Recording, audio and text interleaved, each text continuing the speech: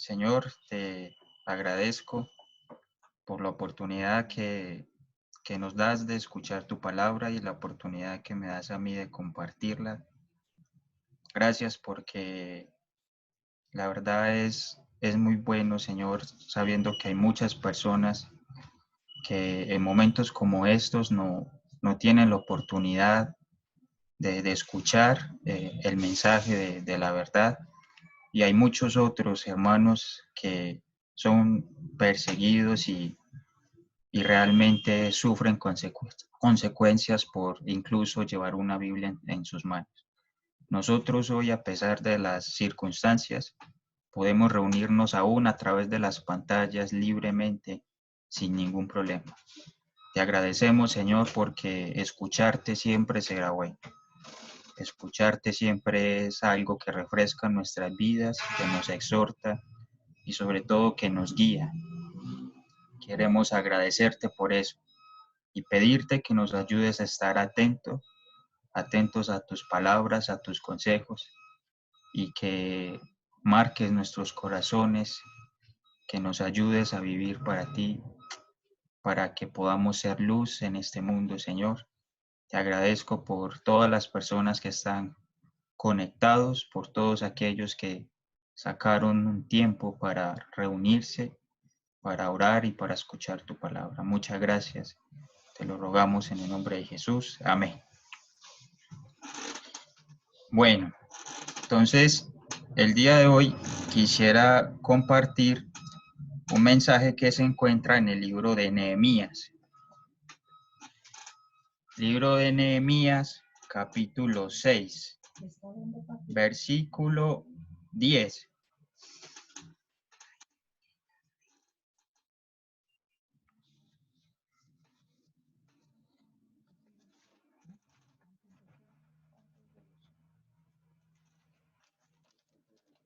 La enseñanza de hoy la he titulado No seas infamado.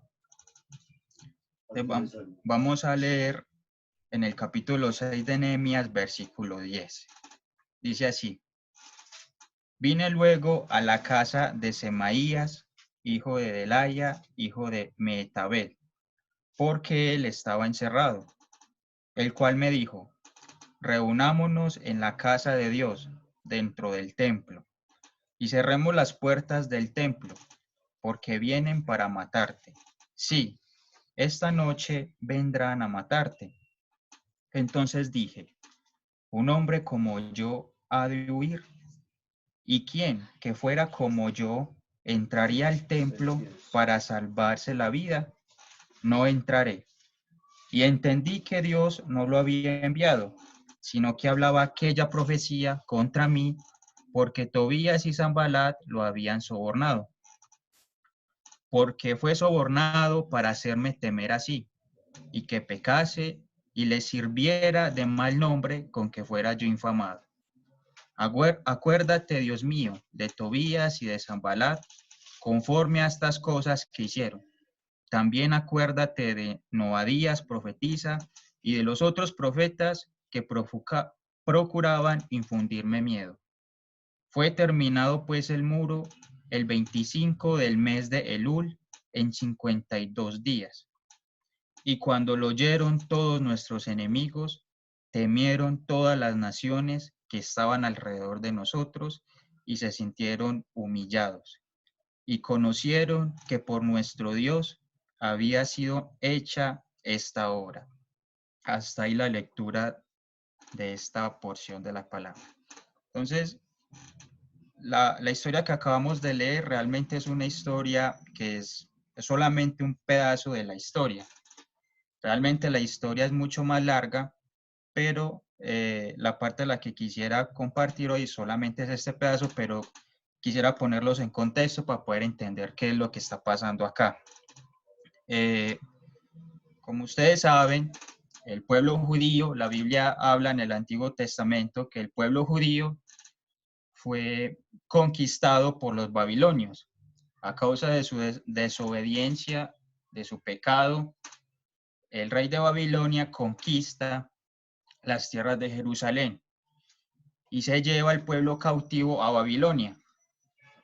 el rey de Babilonia pues destruye el templo judío, destruye la ciudad, derriba las murallas, la ciudad queda totalmente destruida y el pueblo es llevado cautivo a Babilonia. Dice las escrituras que ese periodo de cautiverio tenía un rango de 70 años. Durante 70 años ellos debían vivir en tierra de Babilonia a causa pues del cautiverio. Pasados los 70 años, ellos debían regresar a las tierras de Jerusalén a reconstruir el templo que estaba destruido y a reconstruir la muralla que estaba destruida. ¿Cómo pasó eso? La Biblia dice que Dios levantó un rey, que se llamó el rey Ciro, que dio la orden de que todos los judíos que estaban en las tierras de Babilonia fuesen a las tierras de Jerusalén a reconstruir el templo. ¿Sí? Eso por un lado. Por el otro lado, tiempo después, la Biblia habla de que ellos reconstruyen el templo. Los judíos vuelven a su tierra y tienen su templo.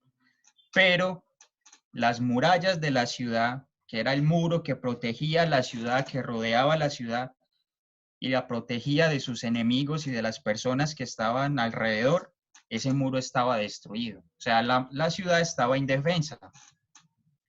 Y Dios levanta a un hombre, que es Nehemías, el autor del libro que estamos leyendo, con un objetivo.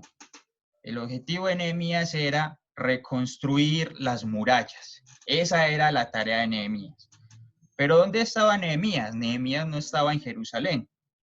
Nehemías estaba en Susa, que era una ciudad en las tierras de donde los judíos estaban cautivos, en las tierras de Babilonia. Y Dios levanta a Nehemías desde allá y lo trae a Jerusalén. Y Nehemías, cuando llega a Jerusalén, se pone en la tarea de reunir al pueblo, de dirigirlo y de reconstruir las murallas. Esa es la tarea. Resulta que Nehemías tiene unos inconvenientes con las personas de alrededor, no las personas del pueblo judío, sino los enemigos del pueblo que vivían alrededor de ellos. Ellos se oponían a que las murallas fueran reconstruidas. Y Nehemías pues tiene ese inconveniente, tiene esa problemática ahí. Pero a pesar de eso, Nehemías no renuncia ni se atemoriza para parar la obra, sino que él continúa con el llamado que Dios le hace de reconstruir las murallas y él se enfoca en eso. Hay que reconstruir las murallas y él lleva a cabo la obra. Resulta que estos enemigos de él se inventan un rumor. El rumor era para hacer que Nehemías desistiese o poner tropiezo a la reconstrucción de ese muro. ¿Qué es lo que quiero llamar la atención acá? Si ustedes leen el versículo 1 del capítulo 6, ahí da un dato bastante importante. Resulta que en esta parte de la historia, Nehemías ya tiene el muro terminado. Dice en el versículo 6, en la parte B, que yo había edificado el muro y que no quedaba en el portillo. O sea, ¿qué está diciendo? El muro ya estaba, la muralla ya estaba construida, solamente faltaban algunos detalles. Y en ese momento se levantan los adversarios de Nehemías para hacer frenar la obra. ¿Cómo lo hacen? Quieren hacer que Nehemías tenga temor. Quieren infundir temor en el corazón de Nehemías. Entonces Nehemías, como leímos en el versículo 10, él busca a alguien con quien hablar, que es donde vamos a empezar a leer la historia de hoy. Él busca a un hombre llamado Semaías, que según el contexto, al parecer era un profeta. Y él busca hablar con él, compartirle lo que está pasando y dice en el versículo 10, vine luego a la casa de Semaías, hijo de Delaya, hijo de Metabel, porque él estaba encerrado, el cual me dijo, reunámonos en la casa de Dios, dentro del templo, y cerremos las puertas del templo porque vienen para matarte. Sí, esta noche vendrán a matarte. Entonces, ¿qué hace esta persona? Nehemías va y habla con él, y el consejo que este hombre le da a Nehemías es que se esconda porque sus adversarios lo quieren matar. Esa es el consejo que él le da. Pero es bastante interesante lo que él le dice, cómo debe esconderse o dónde debe esconderse. Él le dice, escóndete en la casa de Dios, en el templo, en el lugar sagrado para los judíos. Parece un consejo razonable. ¿Quién lo iba a buscar a él en el templo? ¿Quién iba a ir al templo a buscar a Nehemías para matarlo sabiendo que en el templo era un lugar sagrado donde no se podían cometer, digámoslo así, crímenes o delitos, y que allá iba él a estar seguro? Además de eso, Nehemías era el gobernador. O sea, Nehemías podría decir, bueno, yo soy el gobernador, yo soy el hombre que ha dirigido esta obra, yo soy la persona que ha estado enfrente de todo esto, pues merezco huir de lo que me van a hacer. Parece razonable lo que él le dice, pero si usted lee, si es atento a la lectura, se va a dar cuenta que eso, en vez de ser un consejo, lo que resulta ser es una trampa. ¿Por qué? Porque si usted recuerda en el Antiguo Testamento, cuando Dios da la ley a los judíos, al pueblo hebreo, resulta que al templo solamente pueden entrar los levitas, los sacerdotes. Resulta que Nehemías no es un sacerdote. Nehemías es el gobernador, el líder, la persona que está dirigiendo al pueblo en la obra, pero Nehemías no tiene derecho, por la palabra de Dios, por lo que Dios dijo en su palabra, de entrar al templo. O sea que lo que este hombre está haciendo, en vez de aconsejarlo y realmente buscar que Nehemías salve su vida, es realmente buscar una evidencia de que Nehemías está pisoteando o está transgrediendo lo que Dios dice. Realmente lo que esto es una trampa para él. Versículo 11. Resulta que Nehemías responde a este consejo o a esta sugerencia de una forma bastante llamativa. Versículo 11 dice, entonces dije, hablando de Nehemías, él le responde a este supuesto profeta, le responde, un hombre como yo ha de huir. Y me llamaba la atención esa expresión. Un hombre como yo ha de huir. Y me preguntaba, ¿cómo así que un hombre como yo? ¿A qué se refería él cuando dice un hombre como yo? Porque la pregunta parece algo como que él estuviera sacando pecho o sintiéndose orgulloso por algo que él es. Cuando usted lee el libro de Nehemías, se va a dar cuenta que Nehemías es un hombre que Dios lo respalda en todo lo que hace. O sea, Nehemías sale de Susa, Dios lo protege durante el camino, Dios le da gracia delante de los ojos del rey para que él pueda reconstruir las murallas de la ciudad. Nehemías reúne al pueblo para reconstruir las murallas de la ciudad. El pueblo le obedece, el pueblo le sigue. Nehemías le enseña al pueblo a dirigirse a Dios, a honrar a Dios, a hacer las cosas como Dios le agradan. Y creo que es a eso a lo que él se refiere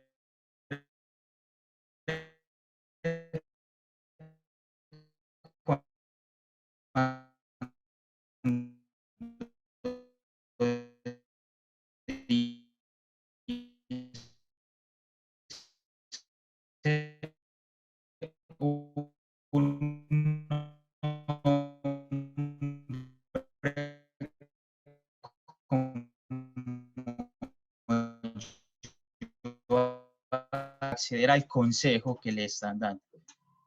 La siguiente pregunta que él hace es, ¿y quién? que fuera como yo, entraría al templo para salvarse la vida.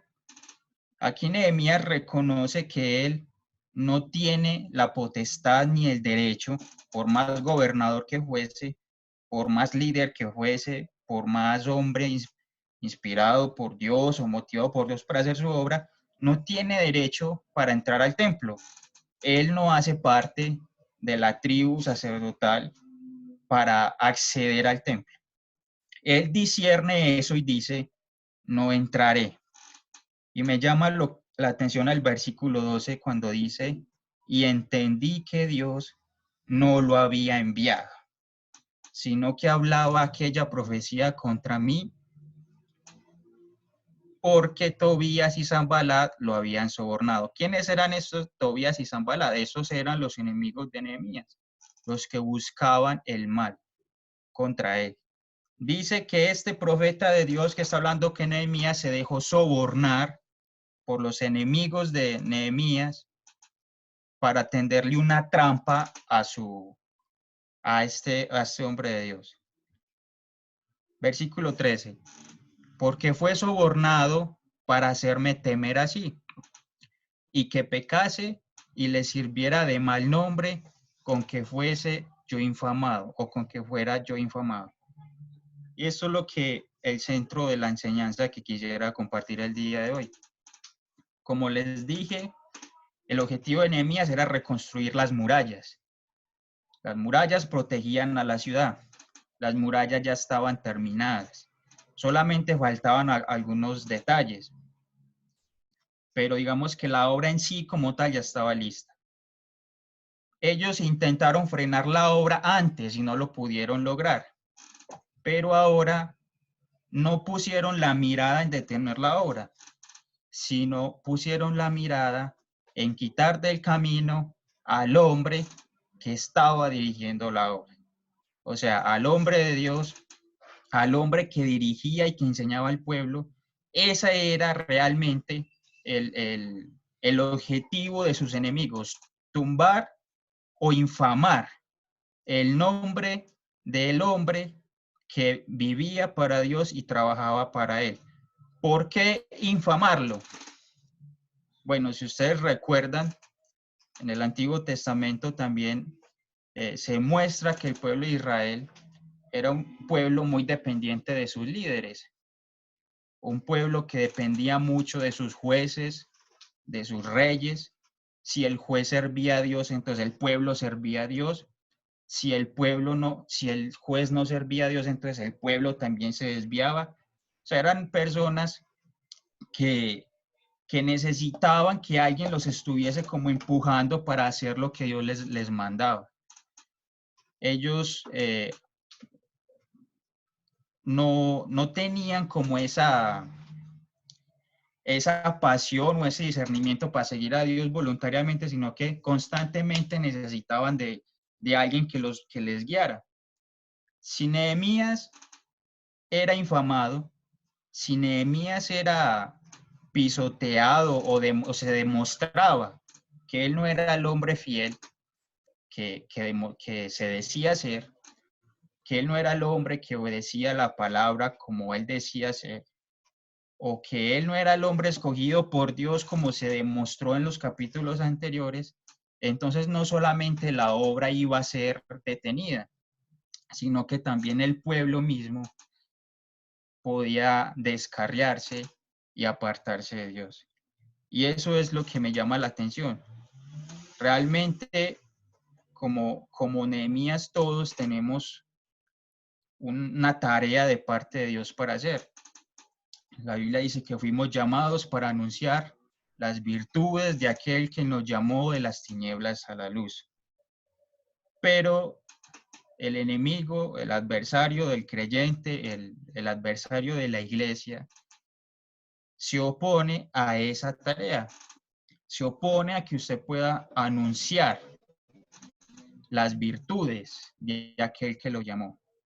¿Cómo lo hace? Pues bueno, no necesariamente lo tiene que callar, no necesariamente lo quita del camino, digámoslo físicamente, no le quita la vida, no le pone un tropiezo físico para que no lo haga, sino que lo hace de una forma más astuta y más dura. Lo hace desinfamando el nombre o el testimonio del creyente. Y eso lo vemos hoy en día.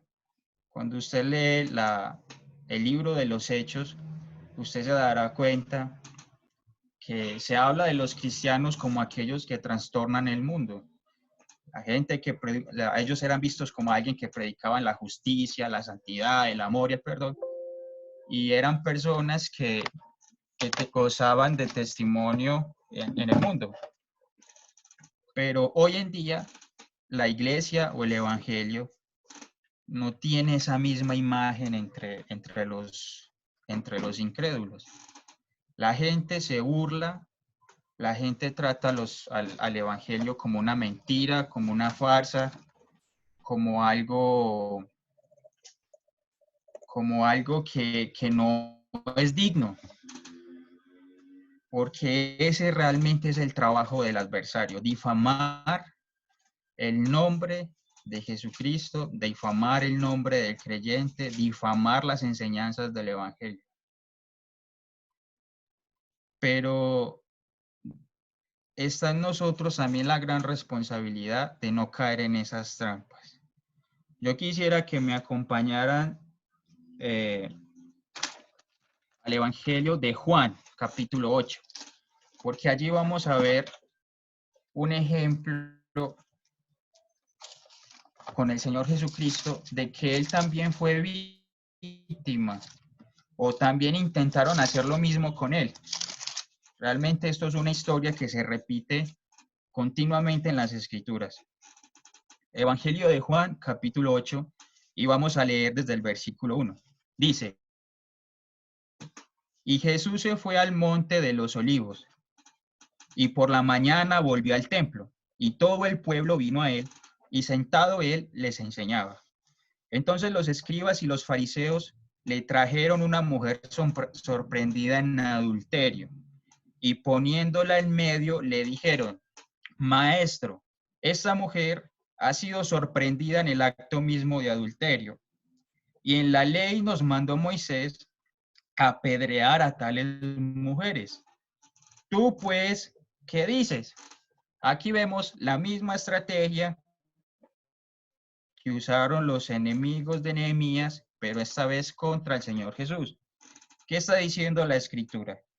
Dice que unos escribas y fariseos le trajeron una mujer sorprendida en adulterio. Ahora, note que en el versículo 3 dice escribas y fariseos en plural. O sea, eran más de uno. Incluso podría ser mucha más gente. ¿Qué dice la Biblia? La Biblia enseña en el Antiguo Testamento que por el testimonio de dos testigos se podía lanzar un juicio. Ahora aquí estamos viendo que hay más de dos personas que supuestamente son testigos de un acto de adulterio contra una mujer. Ahora, ellos se dirigen a Jesús como el maestro en el versículo 4. Realmente ellos no veían a Jesús como maestro. Realmente Jesús para ellos era un adversario, un enemigo, solamente que lo tratan así de una forma hipócrita para ellos poder acercarse a Jesús. Se camuflan de piedad para acercarse a Jesucristo y le dicen, Maestro, esta mujer ha sido sorprendida en el acto mismo de adulterio. La intención de estas personas, ¿cuál es? Realmente ellos no están interesados en juzgar el pecado de adulterio que cometió esta mujer, sino demostrar que Jesucristo no es el maestro que el pueblo pensaba que él era.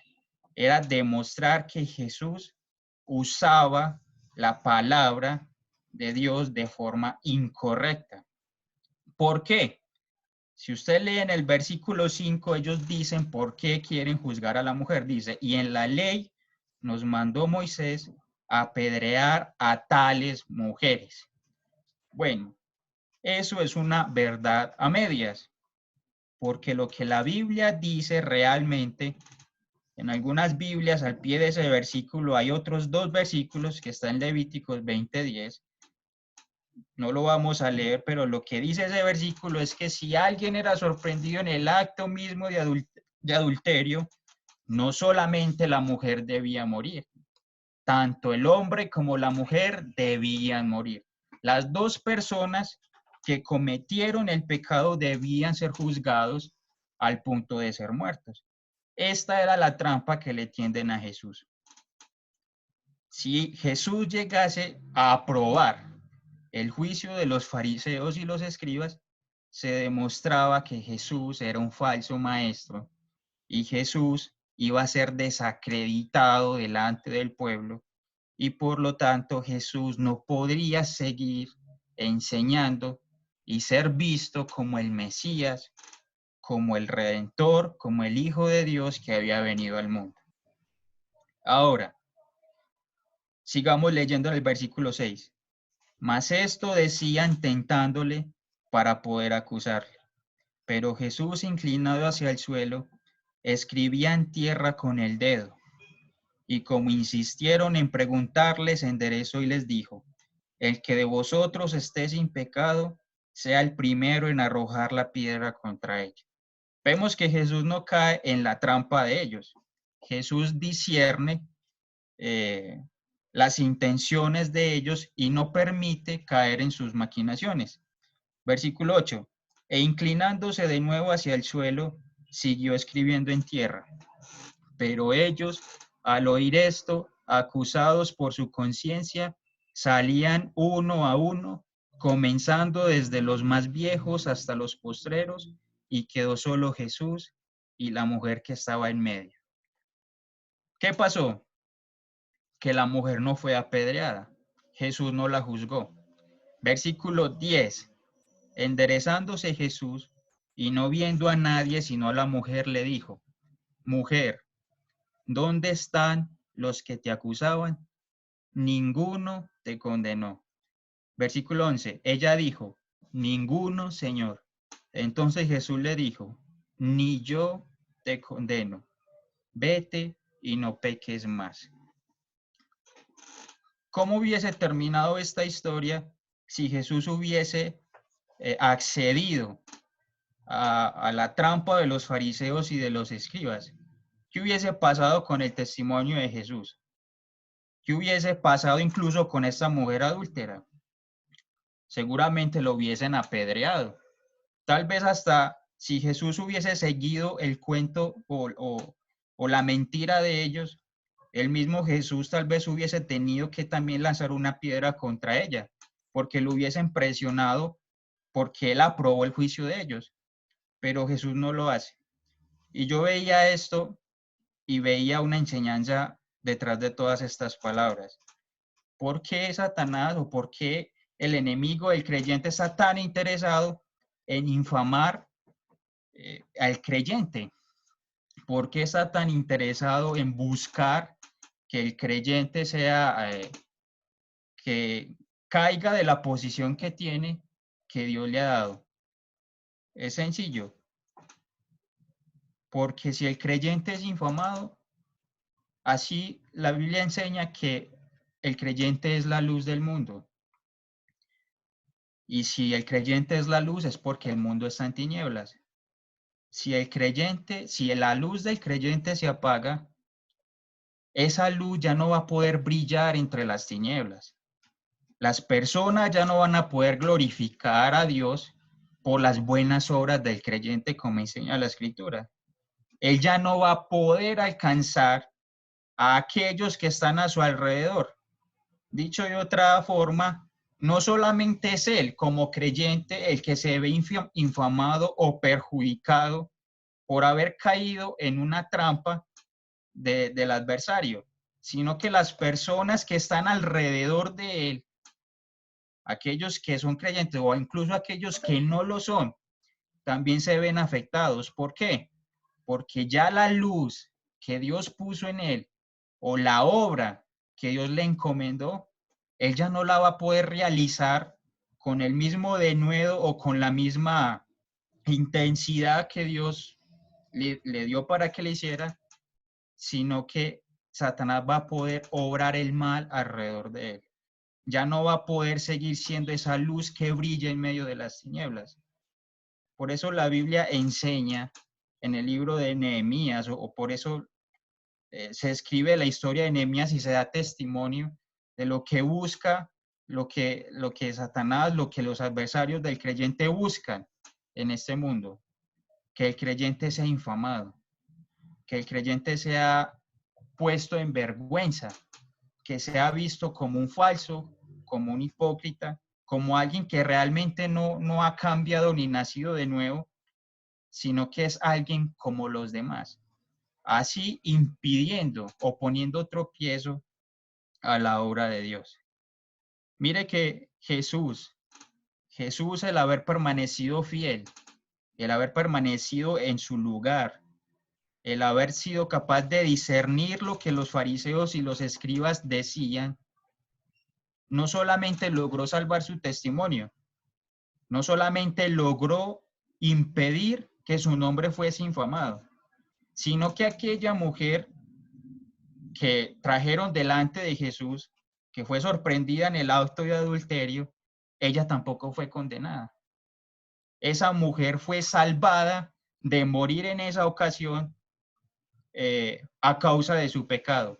Incluso Jesús en el versículo 11 dice, yo no te condeno, vete y no peques más. La fidelidad de Jesús no solamente lo benefició a él, también benefició a esa mujer que estaba delante de él. Por eso, como creyentes debemos ser cuidadosos, porque a nuestro alrededor hay muchas cosas que tal vez no las vemos tan claramente, porque nosotros cometemos el error de clasificar el pecado entre pecado grande y pecado pequeño, y nosotros hablamos mucho de la fornicación, del adulterio, de la pornografía y de cosas que incluso ante los ojos de la sociedad son mal vistas, pero nos damos cuenta que de una manera tan sigilosa, tan astuta, el enemigo también puede hacer grandes daños en la vida del creyente y no solamente en la vida de él, sino en la vida de las personas que lo rodean. ¿Cómo actúa Satanás entonces o cómo buscaba Satanás infamar el nombre de Nehemías? Entonces vamos otra vez a Nehemías, por favor. Nehemías capítulo 6, versículo 14. Nehemías hace una oración a Dios y dice lo siguiente: acuérdate, Dios mío, de Tobías y de Sanballat, que eran sus adversarios, conforme a estas cosas que hicieron.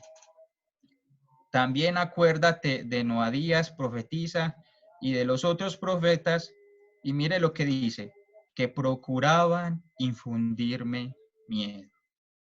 ¿Cuál es una de las herramientas que el adversario utiliza para hacer difamar el nombre del creyente o infamar su testimonio? Pues según esta historia en el versículo 14, el miedo es una de las herramientas que Satanás usa. ¿Por qué?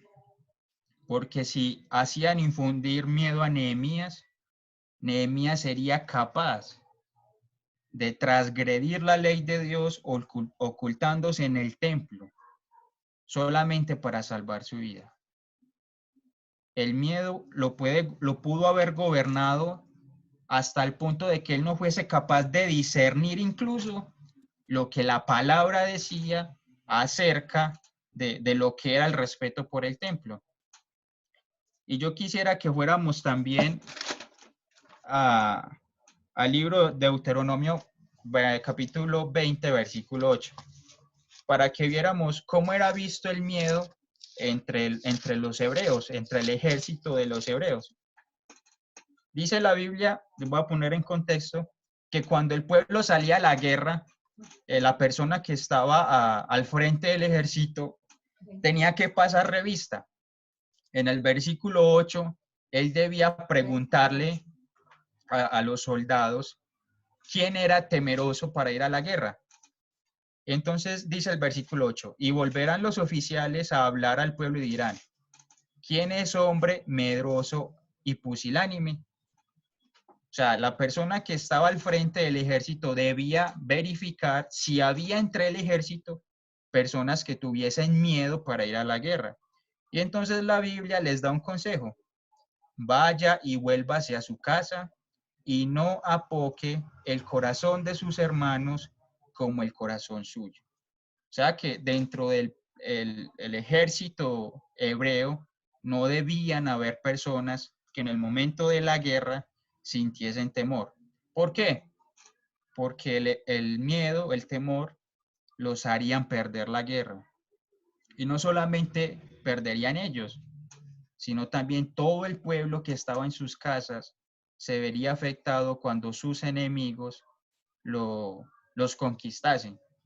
Entonces vemos acá que el miedo no solamente es algo que lo puedo sentir yo, sino que una vez que el miedo se ha incubado dentro de mí, el miedo se vuelve algo contagioso, algo que se lo puedo estar comunicando a las personas y que puedo hacer yo también de tropiezo para otros. Vamos a ver otra cosa que hace el miedo en el capítulo 25 del Evangelio de Mateo.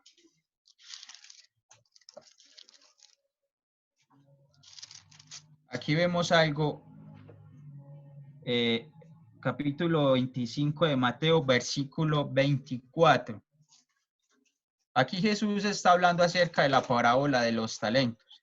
Dice que un señor, una persona que tenía a su cargo otros trabajadores, les dejó a cada uno como una cantidad de sus bienes, de su dinero, para que ellos hicieran negocio con ellos.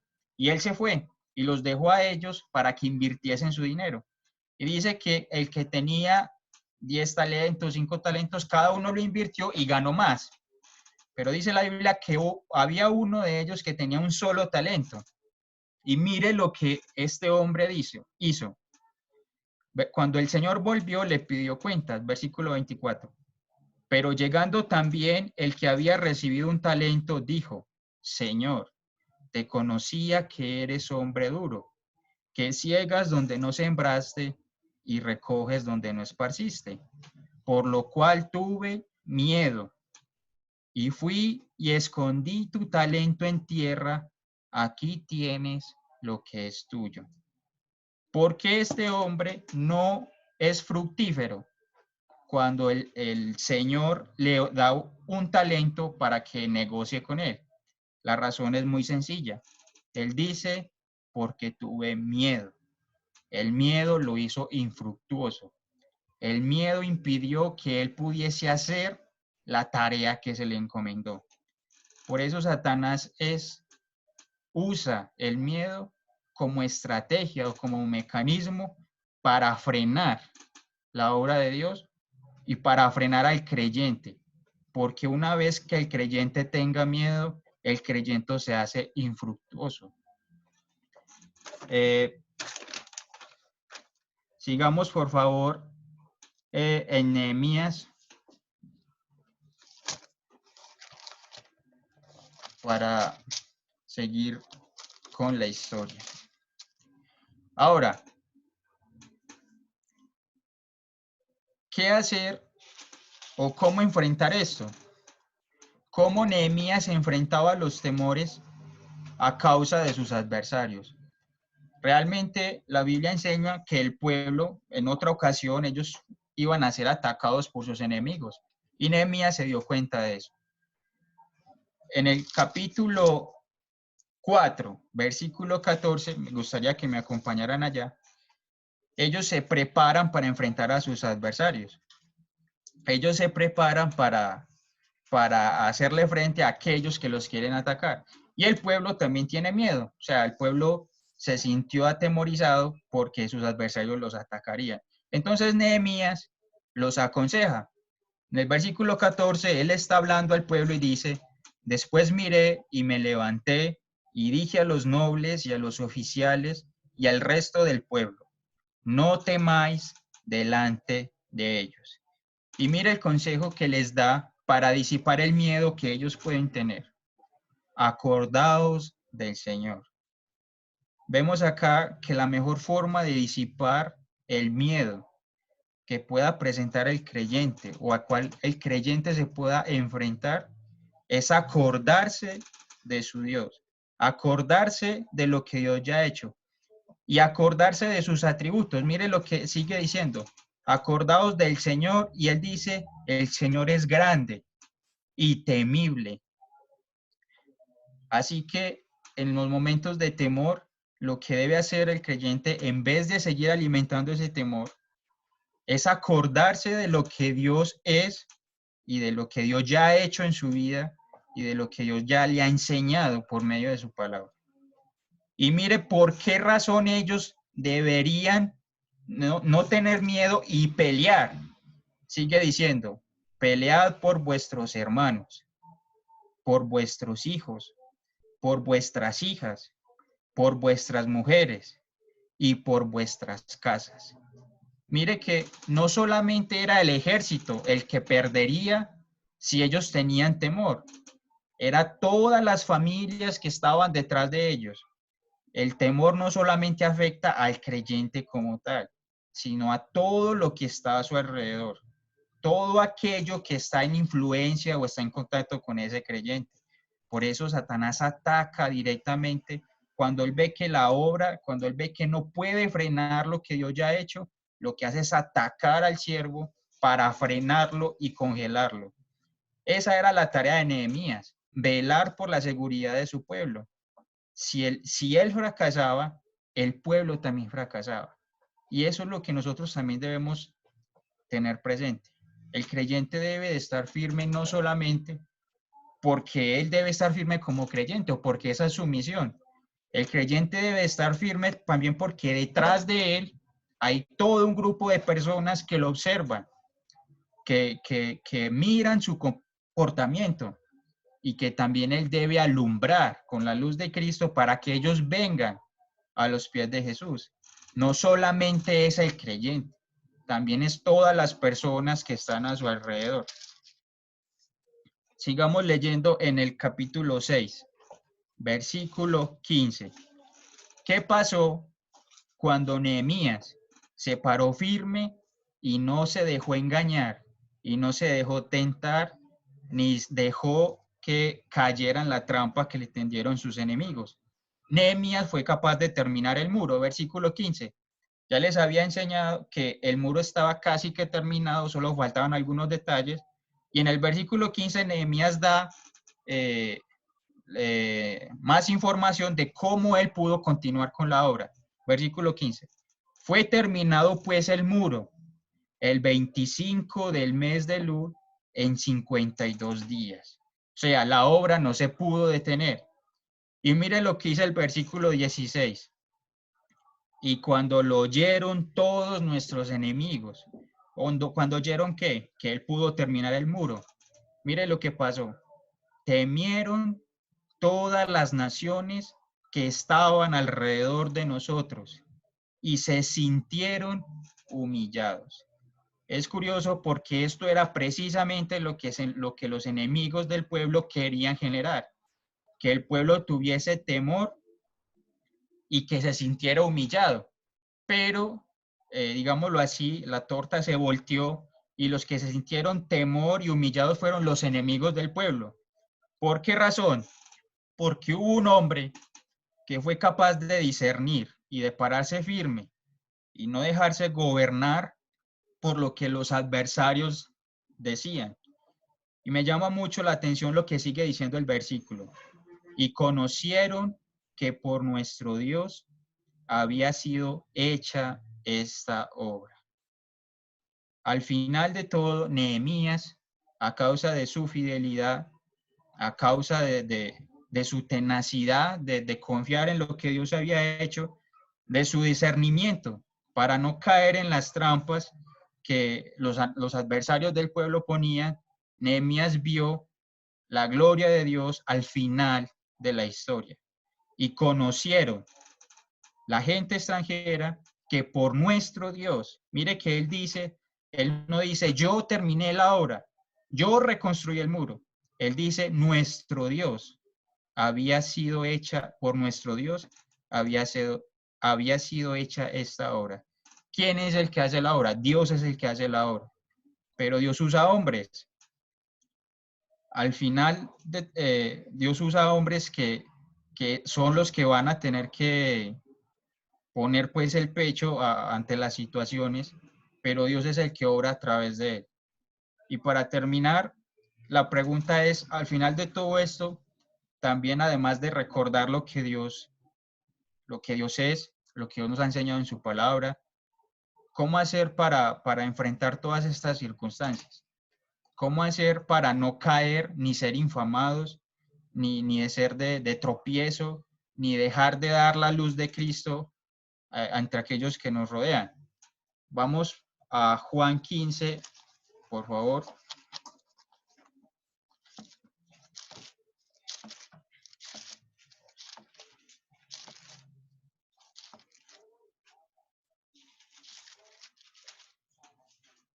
Juan 15, 4. Aquí está hablando el Señor Jesús. Dice, permaneced en mí y yo en vosotros. Como el pámpano no puede llevar fruto por sí mismo si no permanece en la vid, así tampoco vosotros si no permanecéis en mí.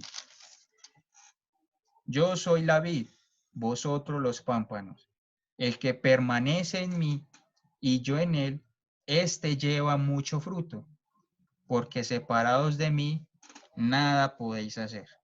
¿Qué hay que hacer para llevar fruto? O dicho de otra manera, para poder, según la historia de Nehemías, para seguir reconstruyendo la muralla, para seguir llevando el plan de Dios a cabo. Jesús dijo, permanezcan en mí y puedan llevar mucho fruto. Versículo 6. El que en mí no permanece será echado fuera como pámpano y se secará, y los recogen y los echan en el fuego y arden. Si permanecéis en mí y mis palabras permanecen en vosotros, pedid todo lo que queréis y os será hecho. En esto es glorificado mi Padre, en que llevéis mucho fruto y seáis así mis discípulos. Como el Padre me ha amado, así también yo os he amado. Permaneced en mi amor. Este era el mensaje que quería compartir con todos ustedes. El llamado es a no caer en las sutilezas que se nos presentan todos los días, a mirar la importancia de lo que es ser un creyente firme, el impacto que tiene un creyente entre todos aquellos que lo observan, que lo escuchan, que lo rodean, a pesar de que uno tal vez eso ni lo note, pero vemos que la Biblia da muchos ejemplos de hombres que alcanzaron grandes cosas simplemente porque ellos decidieron pararse firmes y la obra de Dios se pudo llevar a cabo por eso. Y aquí Jesús está diciendo, si permanecen en mí, llevarán mucho fruto. ¿Cuál es la clave de ser un creyente fructífero en el Evangelio? Pues a la luz de lo que acabamos de leer, es permanecer en Cristo, nutrirse de la vid, no nutrirse de lo que dicen los de afuera, como le pasó a Nehemías, no escuchando los comentarios que se vienen del exterior, sino nutriéndose de la vid verdadera, como dice acá en el Evangelio de Juan. Entonces quisiera que me acompañaran una oración para terminar. Señor y Dios, te agradezco, te alabo por tu grandeza y por tu misericordia. Te doy muchas gracias porque tu palabra es como un bálsamo, Señor. Tu palabra es un vaso de agua, Señor, agua que refresca nuestro interior, que nos nutre y que nos da la fuerza. ¿Qué sería de nuestras vidas, Señor, si no tuviésemos tu palabra? Tu palabra es la fuerza, Señor, que necesitamos todos los días para continuar. Todos los días es una lucha diferente que debemos de afrontar. Cada uno de nosotros tiene sus propias luchas, sus propias situaciones. Y en tu palabra encontramos las fuerzas y los motivos, las razones para afrontar esas situaciones y, como dijo el apóstol Pablo, poder estar firmes en el día malo. Muchas gracias, Señor, por darnos este consejo. Muchas gracias por amonestarnos, por enseñarnos, por instruirnos. Y te pedimos, Señor, que nos des la fuerza para continuar todos los días. El miedo es algo que está siempre en medio de nosotros, pero no permitas que seamos gobernados por él. Ayúdanos a meditar, Señor, en tus verdades, recordar el Dios que eres, lo que has hecho, tus grandezas, tus misericordias, tus milagros, lo que hiciste en la antigüedad y lo que has hecho en la vida de cada uno de nosotros. Que en los momentos de temor nos refiramos a ti, Señor, y a tus obras maravillosas, y nuestra fe se fortalezca. Yo pido por tu bendición para cada uno de nosotros, para que tu mano esté sobre nosotros así como estuvo sobre Nehemías, y lo guiaste en todas las cosas. Hiciste que las obras de sus manos prosperaran, que todo lo que decidió y dirigió fue prosperado y bendecido. Te rogamos que así mismo, Señor, bendigas las obras de las manos de los hermanos, que bendigas sus casas, que bendigas sus trabajos, sus proyectos, y sobre todo que la bendición más grande llegue también a sus familias, de que aquellos, Señor, que aún no te han conocido, que aún no han sabido de ti, que aún no han aceptado tu señorío, ellos también vengan a tus pies. Ellos no hacen parte, Señor, de la familia de Dios, pero sí son nuestras familias en la carne. Son nuestros padres y hermanos y hermanas, esposos, esposas, todos aquellos, Señor, que llevamos en el corazón. Imploramos tu favor por cada uno de ellos, para que no solamente sean de nuestra familia, sino que se hagan parte de tu familia, que no sean solamente nuestros hijos, sino que también sean tus hijos, Señor. Que seas tú guardando a tu iglesia, llevándola con bien a todo lugar, y que ella vea tu gloria, Señor, todos los días, y que nos dirijas a que podamos realizar tu obra con valentía, con la mirada puesta en el galardón, como dice tu palabra. Muchas gracias te doy, te lo rogamos en el nombre de Jesús. Amén. Muchas gracias, hermanos. Dios los bendiga.